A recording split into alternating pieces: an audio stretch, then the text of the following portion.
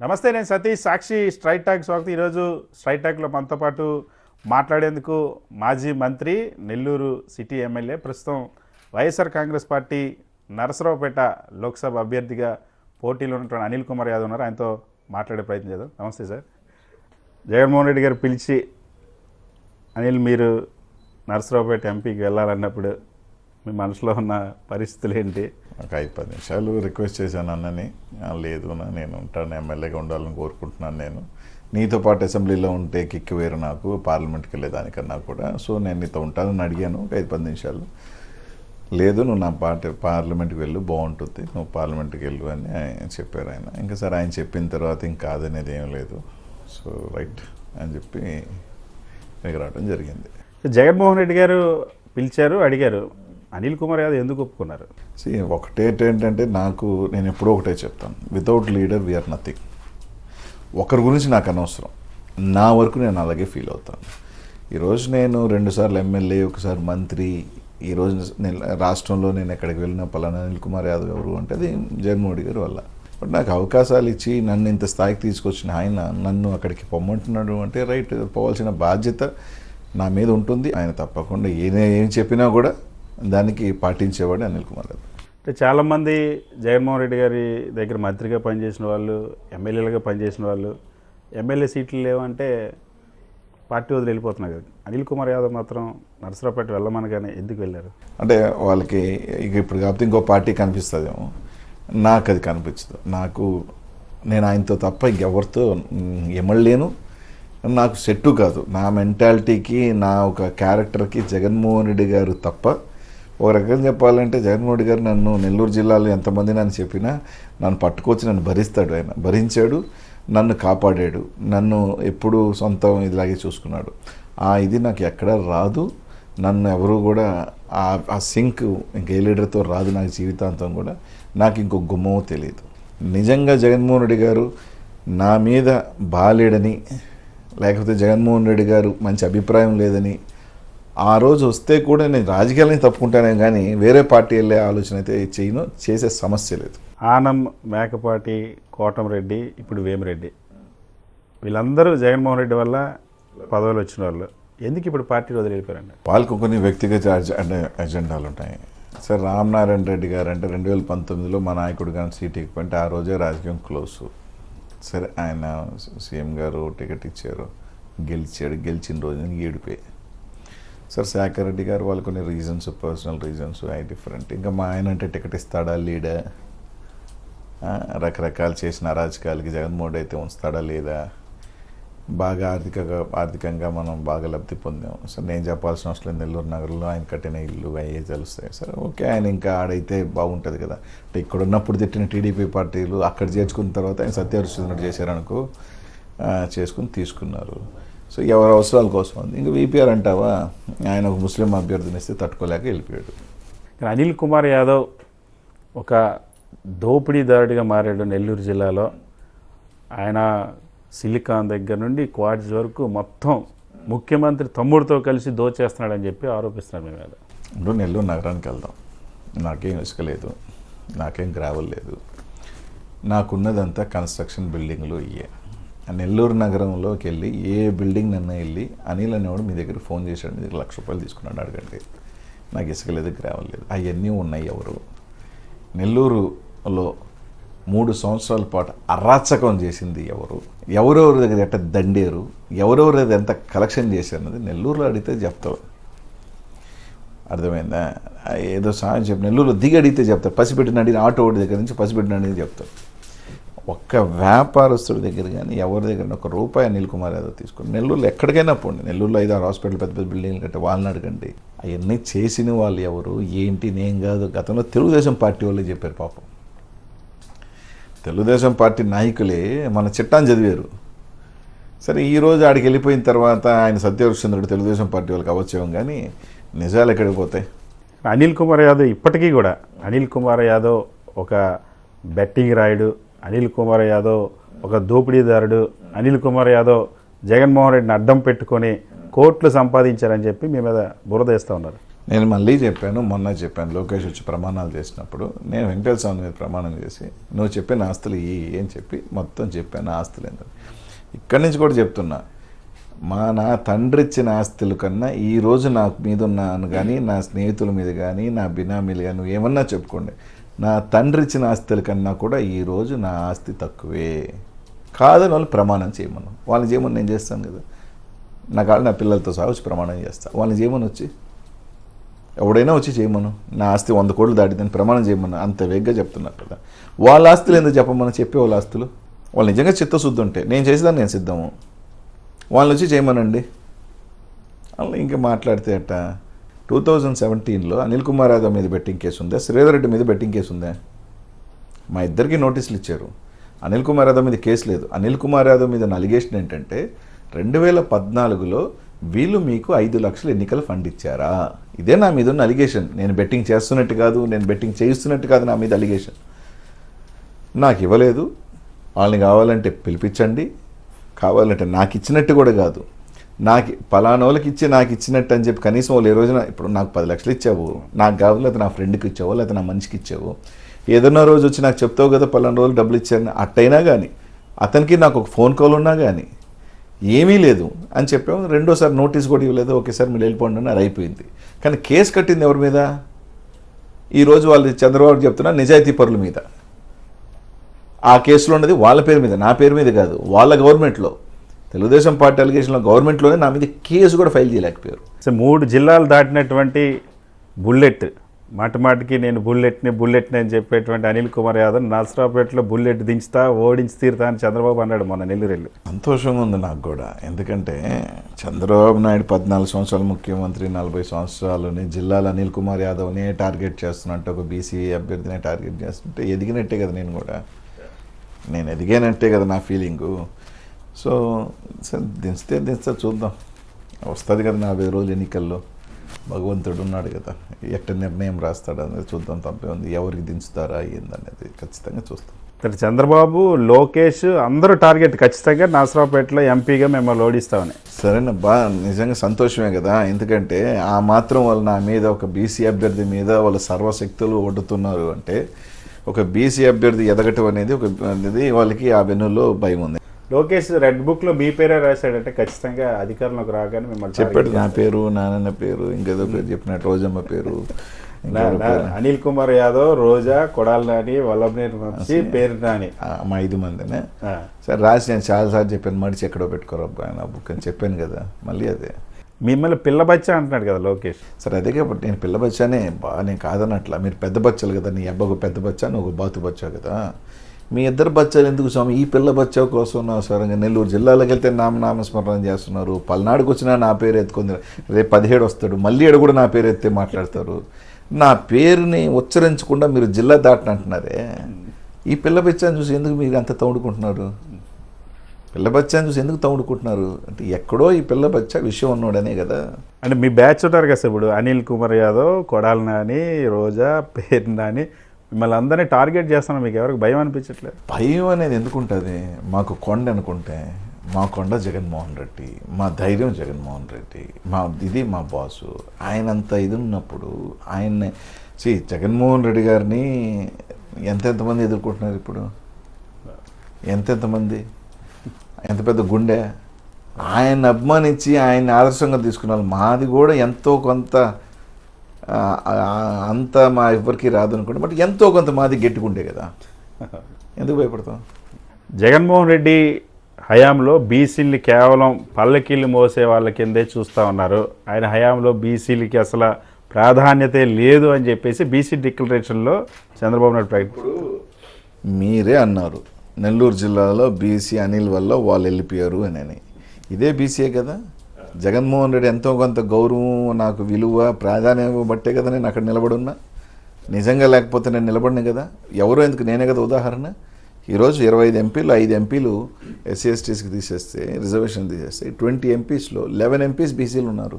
జగన్మోహన్ రెడ్డి గారు ఇంతమందికి అవకాశాలు ఇస్తూ వాళ్ళని పొలిటికల్ ఎంపవర్మెంట్ చేస్తుంటే, మీరు కనీసం ఎన్ని ఎంపీలు ఇచ్చారో? 5, 4 నాకు తెలిసి. మీకు డబుల్ ఇచ్చాడు ఎంపీలు, 11 ఎంపీలు ఇచ్చాడు. ఈరోజు ఇంతమంది ఎంపీలు ఇచ్చి ముందుకు వెళ్తుంటే మీరు అసలు బీసీల గురించి మాట్లాడే హక్కు మీకు ఎక్కడుంది? మీకు అసలు హక్కు లేదు. బీసీల గురించి మాట్లాడే హక్కు, ఓట్లు అడిగే హక్కు బీసీలను గుండెల్లో పెట్టుకొని ఎవరైనా చూస్తున్నారంటే అది రాష్ట్ర ముఖ్యమంత్రి జగన్మోహన్ గారే. బీసీలకి ఇప్పుడు డిక్లరేషన్ ప్రకటించి 1,50,000 కోట్లు బీసీల కోసం ఖర్చు చేస్తాం, బీసీలకి చట్టం తెస్తాం, బీసీలకి ప్రాధాన్యత ఇస్తాం అని చెప్పి 14 సంవత్సరాలు ముఖ్యమంత్రి నువ్వు ఏం చేసావు? ఎన్నికలు వస్తున్నాయి, మోసం చేసేదానికి మరోసారి సిద్ధమయ్యావు. పోయినసారి రైతులను మోసం చేసావు. ఇప్పుడు మళ్ళీ బీసీలు పేరు ఎత్తుకొని, ఎందుకంటే బీసీలందరూ ఈరోజు జగన్మోహన్ రెడ్డి వైపు మొక్కుతున్నారు. జగన్మోహన్ రెడ్డి గారు చేసిన సంక్షేమం కానీ, రాజ్యాధికారం కానీ, పదవులు కానీ ఈరోజు దీన్ని చూసుకొని అరే బీసీలందరూ తరలిపోతున్నారు, బీసీలందరూ కూడా ఇంకా జగన్మోహన్ రెడ్డి వెంట నడుస్తున్నారు అని చెప్పి నీకు నోటికి వచ్చినట్టు ఇంకా బీసీలకు హామీలు ఇచ్చేస్తే ఏదో మేము మా వాళ్ళందరూ వెళ్ళిపోతారు, బీసీలందరూ వెళ్ళిపోతారు, ఓట్లు వేస్తారని ఎన్నికలకు స్టంట్ పడుతున్నారు. ప్రజలంతా నమ్మకలేం కాదు. బీసీలందరూ కూడా ఇప్పుడు బాగా ఇదయ్యారు, తప్పకుండా ఎన్లైటైన్ అయ్యారు, తప్పకుండా చూపించాల్సిన టైంలో చూపిస్తారు. సిద్ధం సిద్ధం అంటారు, దేనికి సిద్ధం? ఓడిపోవడానికా సిద్ధంగా ఉన్నారని చెప్పేసి చంద్రబాబు సెటర్ వేస్తాడు. సిద్ధం సిద్ధం సిద్ధం. నిన్న సిద్ధం చూసిన తర్వాత కూడా వైఎస్ఆర్సీపీ కాంగ్రెస్ కార్యకర్తలు దేనికి సిద్ధంగా ఉన్నారో కూడా తెలుసుకోకపోతే ఎట్ట? మడిసిపెట్టి అందరినీ కట్టగట్టి బంగాళాఖాతాలు ఇచ్చేదానికి సిద్ధంగా ఉన్నాం. జనాలే రావట్లేదు సిద్ధానికి, గ్రాఫిక్స్ చూపించుకుంటారు, గ్రీన్ మ్యాట్లు వేసుకుంటున్నారు అని చెప్పేసి అంటారు. పచ్చ బతుకులు, పచ్చగా ఉన్నాడికి లోకం అంతా కావిలు ఉన్నాడు కట్ట, వాళ్ళ గ్రాఫిక్లు చూపించి చూపించి చూపించి అందరూ అది ఏదో పనులు చేస్తారంటే అట్ట. మనం వస్తే ఖాళీ కుర్చీలు, మనం వస్తే ఖాళీ టెంట్లు. అసలు నిన్న సభలు, సిద్ధం సభలు చూసి గ్రాఫిక్స్ అన్నాడంటే అడిగి మతిపోయి ఉండాలి, మతి బ్లాంక్ అయి ఉండాలి బాస్ దెబ్బకి. సరే ఇంకా ఎన్ని కూడా ఇంకా 2 నెలలు చూపిస్తారు కదా. కేవలం జగన్మోహన్ రెడ్డిని అధికార పీఠంలో దించడం కోసం చంద్రబాబు నాయుడు, పవన్ కళ్యాణ్ ఇప్పుడు బీజేపీతో పొత్తు పెట్టుకున్నారు. జగన్మోహన్ ఎదుర్కొనే శక్తి లేక ఆఖరికి బీజేపీ వాళ్ళ దగ్గర కాళ్ళకి దండం పెట్టుకొని ఒక ఇన్ఫర్మేషన్ ఏంటంటే, నేను నా పార్టీని కలిపేస్తాను రేపు ఎన్నికలు అయిపోయిన తర్వాత, మీరు పొత్తుకు రండి స్వామి, జగన్మోహన్ రెడ్డిని ఎదిరించే శక్తి మాకు లేదు. వాళ్ళ శక్తి కూడా లేదనుకో, బట్ ఏదో అది కేంద్ర అధికారంలో ఉంది కదా, కొంచెం భయం పెట్టచ్చు, రకరకాలు చేసి అట్టయినా సరే కనీసం మేము ఫైట్కి అన్నా వెళ్తాము, నువ్వు లేకపోతే యుద్ధానికి కూడా మా ఇద్దరికి ఆ ధైర్యం సరిపోదు, కాబట్టి నీ బూచి చూపించి కనీసం ఎన్నికల కన్నా పోయేదానిపై కాలు పట్టుకొని లాస్ట్కి పవన్ కళ్యాణ్ బయట చెప్పడం, జనసేన ఎన్నికలు అయిపోయిన తర్వాత జూన్లో పార్టీని తీసుకెళ్ళి మీకు విలీనం చేసేస్తాను, ప్లీజ్ రండి అని చెప్పి కాళ్ళ భంగపడి బతిలాడి తీసుకొచ్చున్నట్టు 2 రోజులు. నేను చెప్పేది కాదు, రాష్ట్రం అంతా చూసాం. రేపు తెలుగుదేశం విలీనం అవుద్ది, జనసేన విలీనం అవుద్ది, మొత్తం తీసుకెళ్ళి కేంద్రంలో బీజేపీ కలిపేసుకుంటాడు. 2019లో దేశం కోసం కాంగ్రెస్తో పొత్తు పెట్టుకున్నాను, ఇప్పుడు రాష్ట్రం కోసం బీజేపీతో పొత్తు పెట్టుకుంటానని చెప్పి చంద్రబాబు నాయుడికి సిగ్గు, శరం, మానం, లజ్జ, అసహాన్ని జయించినోడు. ఏ అబద్ధమైనా చెప్తాడు, ఎవరితోనో పొత్తు పెట్టుకుంటాడు, పొద్దున్నే తిడతాడు, సాయంకాలం పొత్తుకెళ్తాడు, రాత్రి ప్రజలు మోసం చేస్తాడు. సాయంకాలం ప్రజలు ఆడ జీవితంలో వాడికి ఉచ్చ నీచాల్యం, మావని చంపాడు, మావని పొడిచాడు, పార్టీ లాక్కున్నాడు, అబద్ధాలు చెప్తాడు. అసలు అతను అసహాయాన్ని జయించినోడు అంతే. కాండ్రిచ్చి ముఖం మీద ఉమ్మేసినా తుడుచుకొని ముందుకెళ్ళే వ్యక్తి చంద్రబాబు నాయుడు. పవన్ కళ్యాణ్, నేను చంద్రబాబు కోసం బీజేపీని ఒప్పించడానికి చీవాట్లు తిన్నాను, తిట్లు తిన్నాను, కేవలం ఇది జగన్మోహన్ రెడ్డి దించడం కోసం ఇదంతా చేస్తున్నాడు. చివాట్లు తిన్నావు, తిట్లు తిన్నావు. ఎందుకు తిన్నావు? ఈడు ఎదవనేగా, ఈడు దొంగనేగా, ఈయన నమ్మలేమనేగా మోడీ గారు చివాట్లు తిట్లు తిన్నాడు. లాస్ట్కి ఏమైనా ఒప్పించావు? విలీనం చేసేస్తాను నా పార్టీని ఒప్పించుకుంటావు. ఒప్పించామని అంటున్నారు అందరూ. ఇంటర్నల్ జనసేనలో రెడీ అయిందంటే మనం అయిపోయిన తర్వాత చేప పెట్టావిడ సర్దేసుకుందాం, మనం విలీనం చేస్తాం సార్, అట్టైనా పొత్తుకు రండి సార్, మేము ఎదిరించలేమని చెప్పి చివాట్లో ఇన్ని దగ్గర కాళ్ళు పెట్టుకుని ఇది ఒప్పించాడు. ఇది ఎదవని వాళ్ళు నమ్మరు, అది పవన్ కళ్యాణ్ చెప్పేశాడు. అది వాళ్ళ పరిస్థితి.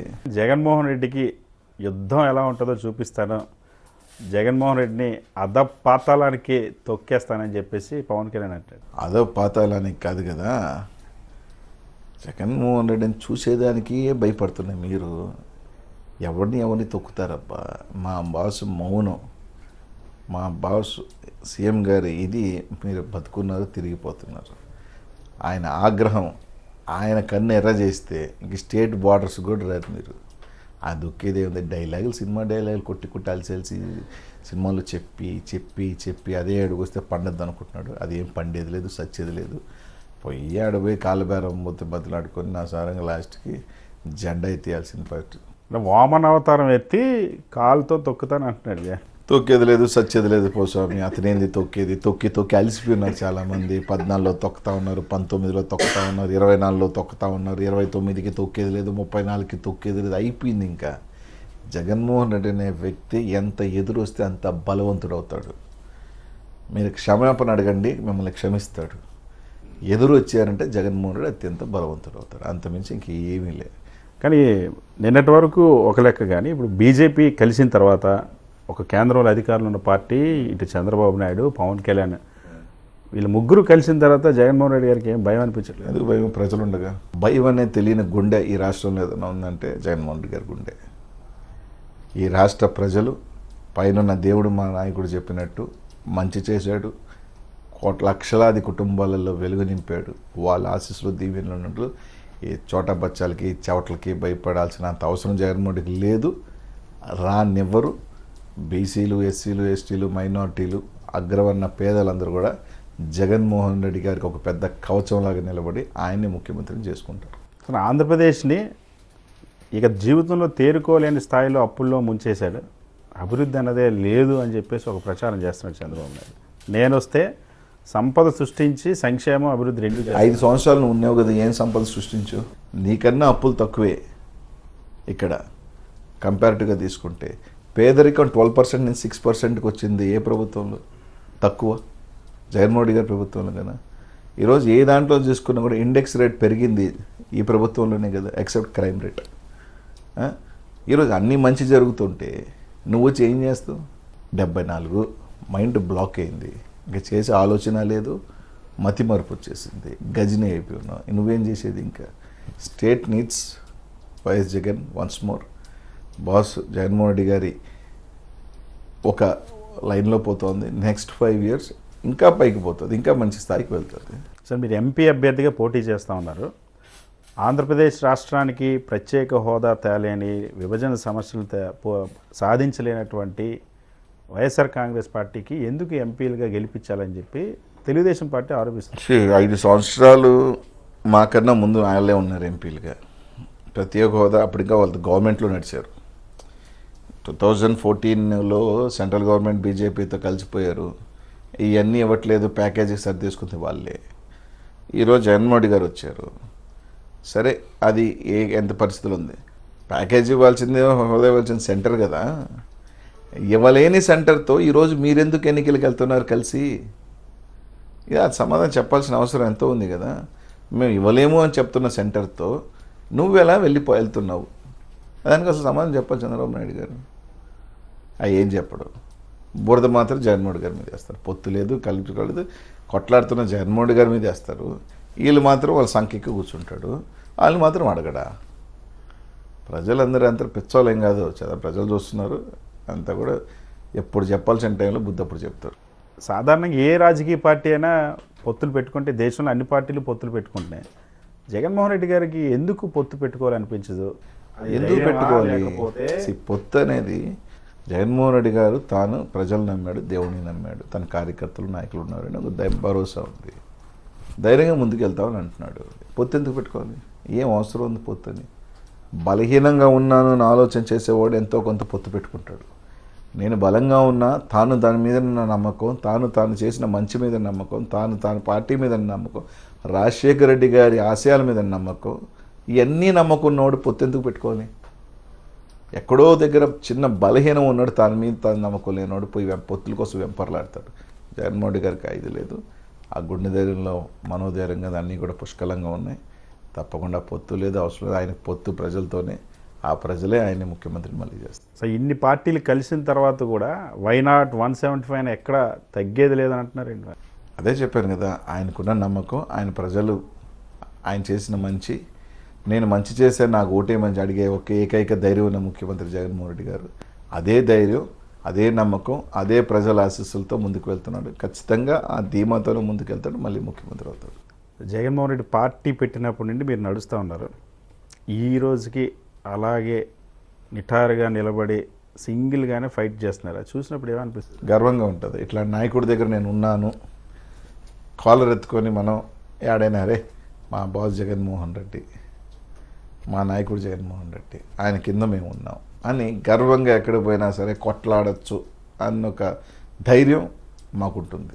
ఇప్పుడు కూడా మేనిఫెస్టోలో సాధారణంగా చాలామంది లీడర్స్ చెప్తూ ఉంటారు కదా, ఏదో ఒక హామీ ఇచ్చేసి జనాన్ని అట్రాక్ట్ చేసే హామీ ఇవ్వచ్చు కదా అని సలహాలు ఇస్తుంటారు. కానీ జగన్మోహన్ రెడ్డి గారు నిన్న కూడా మళ్ళీ చెప్తున్నారు, నేను అమలు చేయడం సాధ్యం కానీ చెప్పడు, అవసరం ఏముంది? ప్రజలకి నేనేమి చేయగలుగుతాను అదే చెప్తాడు జగన్మోహన్ రెడ్డి, అదే చేస్తాడు. రేపైనా అదే నమ్మకంతోనే వెళ్తాడు. అబద్ధాలు చెప్పి ప్రజల్ని మోసం చేసి ఓట్లు వేయించుకొని రేపు మళ్ళీ ముఖం చూపించాల్సిన అవసరం, అబద్ధాలు చెప్పి ముఖం చాటేసే టైప్ కాదు. తాను చెప్పాను అది చేస్తాడు, అదే జగన్మోహన్ రెడ్డి గారు. రెడ్ బుక్ అని టార్గెట్ చేస్తుంటే అనిల్ కుమార్ యాదవ్ కూడా ఈసారి ఎన్నికల తర్వాత ఒక 6 నెలలు మాత్రం నేను మా నాయకుడి దగ్గర పర్మిషన్ తీసుకుంటాను అంటున్నాను. దేనికోసం, ఎవరి కోసం? తాను రెడ్ బుక్ లాగే ఈ 5 సంవత్సరాలు మనం కొందరిని క్షమించి పెద్ద మనసు చేసుకొని వదిలేసాం. మోసం చేశారు, వెన్నుపోటు పొడిచారు, నోరుంది కానీ అని ఎట్టెట్టో మాట్లాడారు, అన్నీ చేశారు. సరే అంటే మనం గాంధీవాదులం కాదు కదా, ఈ చెంప చూపిస్తే ఇంకో చెంప కుట్రా అని చెప్పుకునే గాంధీవాదులం లేవు కదా. ఈరోజు ఇచ్చింది వెనక్కి ఇచ్చేయాలి కాబట్టి, తీసుకోవాలనుకున్నది కూడా వెనక్కి ఇచ్చేయటం అలవాటు కాబట్టి ఖచ్చితంగా దాన్ని ఏంటంటే అన్న నువ్వు నా తిట్టినా కొట్టినా ఒక 6 నెలలు నాకు టైం ఇస్తే కొంచెం లెక్కలు సరి చూస్తాను. అలా అంటారు కూడా, అనిల్ వస్తే అనిల్ లెక్కలు సరి చూస్తాను. సరే నేను వాళ్ళ లెక్కలు సరి చూస్తామా, వాళ్ళు నా లెక్కలు చూస్తారు, కాలం భగవంతుడు నిర్ణయిస్తాడు. కానీ అనిల్ కుమార్ యాదవ్ రౌడీ బెదిరిస్తూ ఉన్నాడు, భయపెడతా ఉన్నాడు, అందుకే ఇలాంటి మాటలు మాట్లాడుతున్నాడు. వచ్చేసిన ఆంబోతులా మాట్లాడుతున్నాడు. ఆంబోతులా నేనున్నానా? మాట్లాడినోడు ఉన్నాడా? ప్రెస్ మీట్లో ఆంబోతులా రంకెలేసేది నేనా? మాట్లాడినోడా? ఆంబోతు ఎవరు? శరీరం ఆంబోతులా లేదు. ప్రెస్ మీట్లో రంకెలేసేది కూడా నేను కాదు. మీరు పాత ప్రెస్ మీట్లు చూస్తే నేను రౌడీని గుండానైతే ఎవరిని కొట్టలేదు. నెల్లూరు నగరంలో 5 సంవత్సరాల్లో ఒకరి మీద కూడా తలకాయ బాలు కొట్టలేదు. ఒకరిని కూడా కిడ్నాప్ చేయాలని ఆలోచన చేయలేదు. కిడ్నాప్ చేయాలనుకున్న వాళ్ళు, తలకాయలు బాలు కొట్టాలనుకున్న వాళ్ళు చంపేస్తాను నేను చెప్పినవి కాదు. ఇవన్నీ కూడా తెలుగుదేశం పార్టీ వాళ్ళు చెప్పినవి ఇవన్నీ కూడా. అర్థమైందా? తెలుగుదేశం పార్టీ వాళ్ళు ధర్నాలు చేసినవి అన్నీ కూడా. ఈరోజు అటు అవతలైన సత్యహరిచంద్రుడు గారు. కాబట్టి ఎవరు రౌడీ ఎవడు గుడ్డ అని ప్రజలకు కూడా తెలుసు. మేము అనుకున్న దాన్ని పక్కన వాళ్ళ మీద రుద్దే అవకాశం కొంతమందికి ఉంటుంది. ఈ రౌడీలు గుండాలు అనేది అజీజు, వెంకటరమణారెడ్లు వీళ్ళు ఎవరెవరినో మాట్లాడారబ్బా. అవి వెనక్కి తిరిగి చేసి ప్లే చేసుకుంటే అన్నీ వస్తాయి. కాబట్టి ఎవరు లెక్కలు సరి చూస్తారో కాలం నిర్ణయిస్తారు. ఓకే, నా లెక్కలు సరి చూడాలనుకుంటే నేను సిద్ధమే. నేను ఎవరు లెక్కలు సిద్ధం చూడాలనుకుంటే వాళ్ళు సిద్ధపడండి, అంతే కదా. సో 2024 నరసరావుపేట లోక్సభ అభ్యర్థిగా అనిల్ కుమార్ యాదవ్ గెలవబోతున్నారా? ఖచ్చితంగా గెలుస్తున్నాను. కాన్ఫిడెన్స్ కారణం ఏంటి? జగన్మోహన్ రెడ్డి, సింపుల్ అంతే. మా బాస్ చేసిన మంచి, మా బాస్ గుర్తు, ఇదే మా బలం. Thank you so much sir. Right.